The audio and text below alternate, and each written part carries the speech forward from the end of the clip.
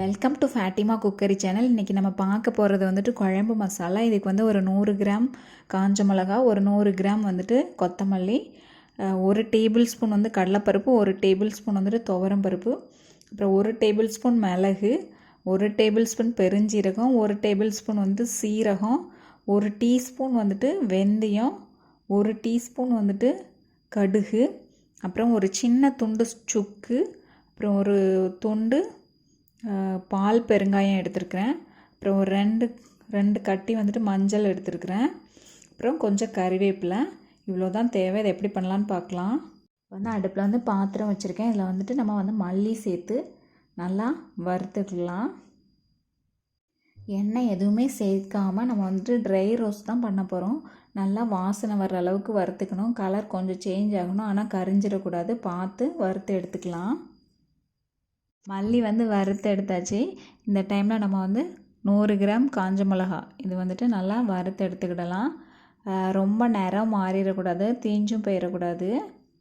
இப்போ வந்து அடுப்பில் 1 டேபிள் ஸ்பூன் வந்துட்டு கடலைப்பருப்பும் 1 டேபிள் ஸ்பூன் வந்து துவரம் பருப்பும் சேர்த்து வறுத்துட்ருக்கேன். நம்ம அதிக குவான்டிட்டி பண்ணணுன்னா நம்ம வந்துட்டு தனித்தனியாக எல்லாத்தையுமே வறுத்து எடுக்கணும். நான் வந்து குறையா குவான்டிட்டி பண்ணுறதுனால எல்லாத்தையுமே சேர்த்து வறுத்துட்ருக்கேன். இந்த டைமில் வந்துட்டு ஒரு பாதி அளவுக்கு பருப்பு வந்து வறுபட்டதுக்கப்புறம் நம்ம வந்துட்டு மற்ற ஐட்டமும் சேர்த்து வறுத்துக்கலாம்.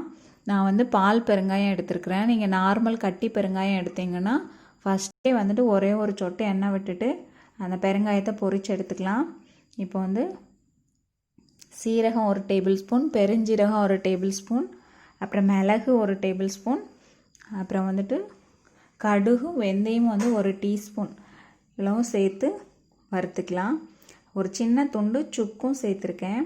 இப்போ வந்து கருவேப்பிலையும் சேர்த்து வறுத்துக்கலாம். கருவேப்பிலை சேர்த்து வறுக்கம்போ நல்லா உடையிற அளவுக்கு வறுத்துக்கணும். எப்போவுமே வறுக்கம்போ வந்துட்டு லோ ஃப்ளேமில் வச்சு தான் வறுக்கணும். இப்போ நல்லா வாசனை வர அளவுக்கு வறுத்துக்கலாம். இப்போ எல்லாமே வந்து நல்லா வறுபட்டுருச்சு. இப்போ வந்து அடுப்பை ஆஃப் பண்ணிவிட்டு எடுத்துக்கலாம். இப்போ அடுப்பை வந்து ஆஃப் பண்ணியாச்சு. இந்த டைமில் ஒரு டேபிள் ஸ்பூன் வந்துட்டு கல்லுப்பு சேர்த்து நல்லா வறுத்து அந்த மசாலா ஐட்டம் கூட சேர்த்துக்கலாம். இப்போ எல்லாமே வறுத்து எடுத்தாச்சு.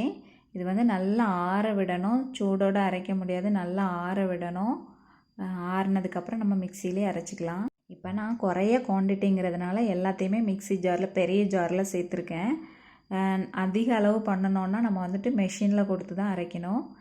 நான் வந்து இப்போ மிக்சியில் சேர்த்துருக்கேன், அரைச்சிக்கலாம். இப்போ நான் அரைச்சி எடுத்திருக்கேன். பாருங்கள் எந்த அளவுக்கு நல்லா இருக்குன்னு சொல்லிட்டு. இதே அளவுக்கு டேஸ்ட்டும் வந்துட்டு ரொம்ப நல்லா இருக்கும். இதுக்கு வந்துட்டு புளிக்குழம்பு, கருவாட்டு குழம்பு, மீன் குழம்பு, வத்த குழம்பு, அப்புறம் நாட்டு காய் போட்டு பண்ணுற பொரியல், இந்த மாதிரி எல்லாத்துக்குமே யூஸ் பண்ணிக்கலாம். ரொம்ப நல்லாயிருக்கும். இது வந்துட்டு நீங்கள் அரைக்கிறதுக்கு முன்னாடி கொஞ்சம் நேரம் வெயிலில் நல்லா காய வச்சுட்டு அரைச்சிங்கன்னா ரொம்ப நாளைக்கு ஸ்டோர் பண்ணி வச்சுக்கலாம். ரொம்ப டேஸ்டியாக இருக்கும். செஞ்சு பாருங்கள். உங்கள் கமெண்ட்ஸை ஷேர் பண்ணுங்கள், சப்ஸ்கிரைப் பண்ணுங்கள், லைக் பண்ணுங்கள். தேங்க்யூ.